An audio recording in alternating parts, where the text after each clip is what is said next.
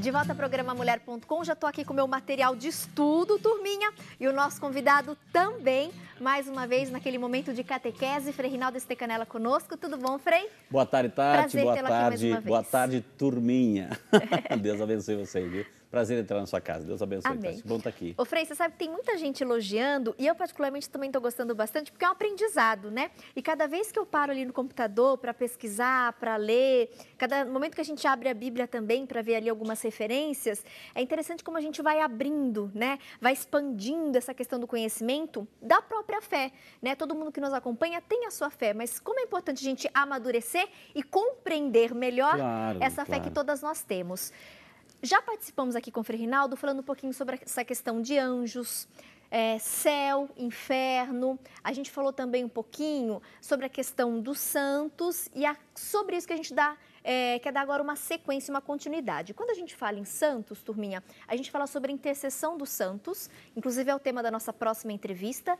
E quando a gente fala em santos, automaticamente a gente associa com as imagens que muitos de nós temos em casa. No meu cenário mesmo, eu tenho aqui uma imagem de Santa Rita de Cássia. Não é segredo para ninguém, nem surpresa para ninguém, eu sou devota de Santa Rita de Cássia. Desde pequenininha, eu sempre frequentei em Indaiatuba, né, na paróquia Santa Rita de Cássia. Então, todas as pessoas têm, de repente, aquele santo que é devoto.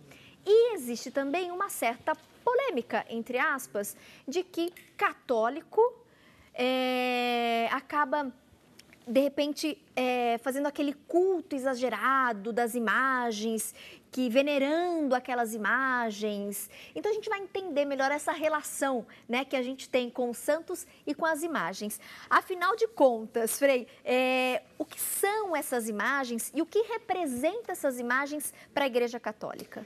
Tati, o tema é muito interessante, essas gotinhas de espiritualidade, de catequese. A gente tem que entender, né, que duas coisas. Se a gente entende bem no programa Mulher.com hoje, essa diferença de duas coisinhas só. Imagens e ídolos. Imagens e ídolos. Entendendo essas coisas, a gente pode manifestar nossa devoção por qualquer santo que a gente não estará cometendo nenhum pecado. A pergunta é, Deus, ele proíbe o uso das imagens? A resposta é sim. E a resposta é não. Ele proíbe, Tati, as imagens, e aí a gente vai se embasar um pouquinho na Bíblia, a gente fez um roteirinho que depois a gente vai partilhar com você. Ele proíbe as imagens quando? Quando o culto a essas imagens, eles substituem a presença de Deus, o lugar de Deus.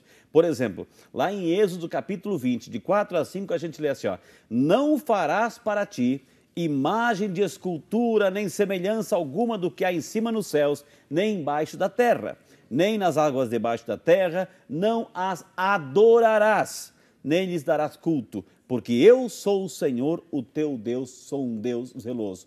Ou seja, Deus proíbe o uso das imagens quando estas imagens passam a querer tomar o lugar de Deus em nossa vida.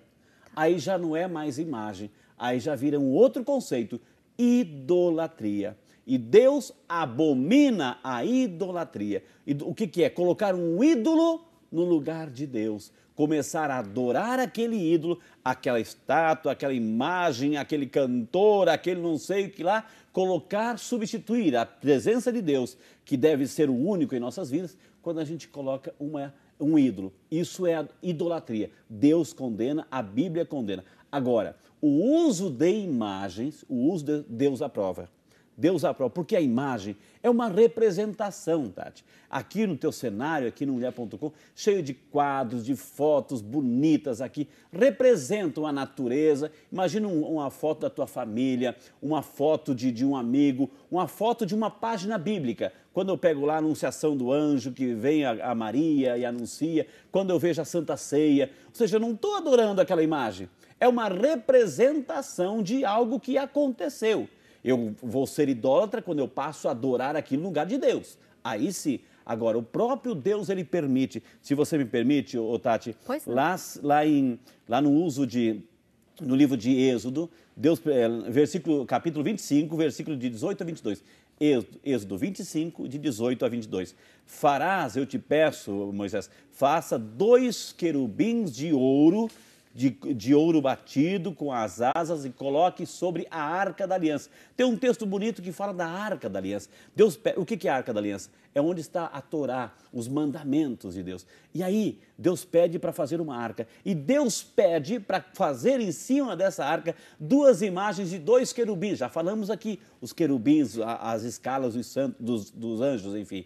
Então, Deus pede para fazer a imagem de querubins, de anjos e coloque na Arca da Aliança. Como Deus também permite, um certo momento, quando o povo de Israel estava atravessando o deserto e muitas serpentes estavam picando o povo de Israel. E aí Moisés intercedeu a Deus, pediu a Deus, Senhor, o povo está morrendo. Moisés, pede para esse pessoal colocar uma serpente no alto de uma cruz. Serpente no alto da cruz. Todos os que olharem para ela serão curados. Era a serpente que estava curando? Não, era a representação de algo que amanhã depois ia morrer na cruz para nos resgatar do veneno do pecado. Então, é uma representação. Deus permite quando a gente tem esse conceito claro, não substituindo a presença de Deus por idolatria, nós podemos ter as nossas imagens em casa.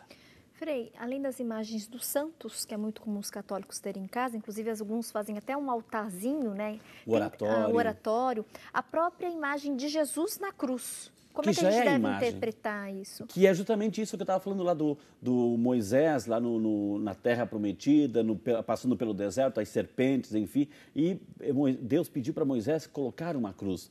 Todos que olharem para essa cruz, todos que olharem para a imagem daquela cruz, né? E a gente sabe que é uma representação do Antigo Testamento de algo que vai acontecer no Novo Testamento. Então, quando a gente pede, se a gente vê, eu acho muito triste, infelizmente, assim, e nós estamos aqui para crescermos juntos, a gente respeita, uma parede sem nada é uma parede.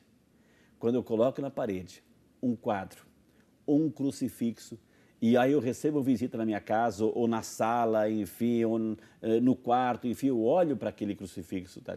Me faz lembrar que alguém morreu na cruz por mim. Se eu deixo só a parede, ou coloco lá um quadro nada a ver, um quadro até indecente, muitas vezes tem gente que coloca, enfim, se eu coloco uma imagem de Nossa Senhora, uma imagem de Jesus, um crucifixo, ali me faz recordar, me faz ver, me faz lembrar. Desperta, porque isso que serve a imagem, despertar um sentimento religioso dentro de mim. A imagem desperta e me faz lembrar que teve alguém que passou nessa terra e é por isso que eu coloco aquela imagem e eu lembro de uma página linda da Bíblia de alguém que morreu por mim, que deu a vida por mim, que como mãe também Maria cuida de cada um de nós. É um pouco de recordação também, né, Frei? A gente tem aí tantos santos que viveram segundo os mandamentos de Deus, né, 100%, e aí através daquela imagem a gente acaba lembrando dessas histórias, né, esses exemplos de vida, de fé, e nos deixa mais próximo, como se fosse um caminho, né, para chegar a Deus. Não que de repente o santo, aquela imagem, seja mais importante que Deus, não, mas ele é como se fosse um caminho, né? Tanto que em muitas das nossas orações a gente pede intercessão de Você santos falou uma palavra e da própria correta, Nossa Senhora. Tati, uma palavra correta, caminho. Os santos, né, quando eu vim de São José para cá, eu peguei a Dutra, peguei a Dom Pedro, depois peguei o caminho de Valinhos. Por que eu acertei o caminho? Porque tinham placas, letreiros, assim, para lá, vai para Valinhos, para direção Campinas, direção São Paulo, direção a, enfim, ou seja, aquelas placas que a gente encontra pelo caminho. Os santos são como essas placas que a gente tem para dizer assim, siga por aqui. O teu destino não é essa placa. O teu destino é lá na frente, lá em Jesus, é o céu. Mas siga por esse caminho que você não vai se perder. Então, os santos são aquelas placas que nos apontam sempre que nós estamos no caminho certo de Jesus. Muitas perguntinhas chegaram. Frei, quando uma imagem quebra, o que nós devemos fazer? Em relação aos acessórios, que tem também referência às imagens, pingente, colar, pulseira, né? Eu, particularmente, gosto e sempre falo aqui, quando a gente pode associar um acessório feminino, né? E nós, mulheres, gostamos de acessórios, de pulseiras, com a espiritualidade. Então, a gente vai entender melhor, a gente realmente pode usar, isso é pecado, isso não é.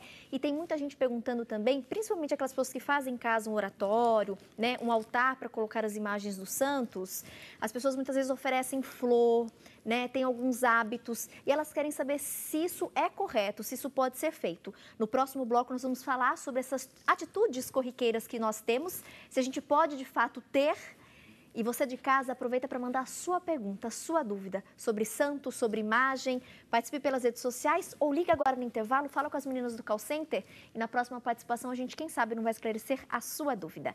Volto em instantes, continue conosco.